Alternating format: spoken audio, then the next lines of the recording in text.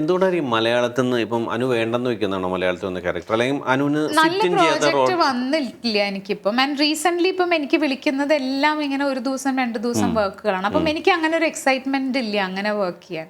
ഒരു ക്യാരക്ടറിന്റെ ഉള്ളിൽ കയറാൻ തന്നെ എനിക്കൊരു 2-3 ദിവസം എടുക്കും. അപ്പം അങ്ങനെ വർക്ക് ചെയ്യാനാണ് എനിക്കിഷ്ടം.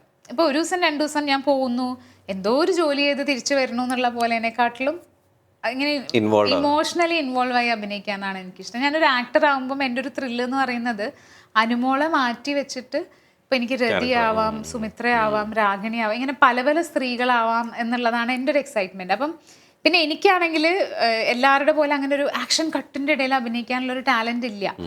അപ്പം എനിക്ക് ഇമോഷണലിയാണ് അഭിനയിക്കുന്നത്. അപ്പം ഞാനിങ്ങനെ അനുമോളെ മാറ്റി വെച്ചിട്ട് ഓക്കെ രതിയാണ്, എൻ്റെ മോള് ഹോസ്പിറ്റൽ ആക്സിഡൻ്റ് ആയിട്ട് കിടക്കുകയാണ്, എൻ്റെ മോള് ഹോസ്പിറ്റൽ, ഞാൻ എന്നെ തന്നെ പറഞ്ഞ് വിശ്വസിപ്പിച്ചിട്ടാണ് ഞാൻ അഭിനയിക്കുന്നത്. ആ പ്രോസസ്സാണ് എനിക്കിഷ്ടം.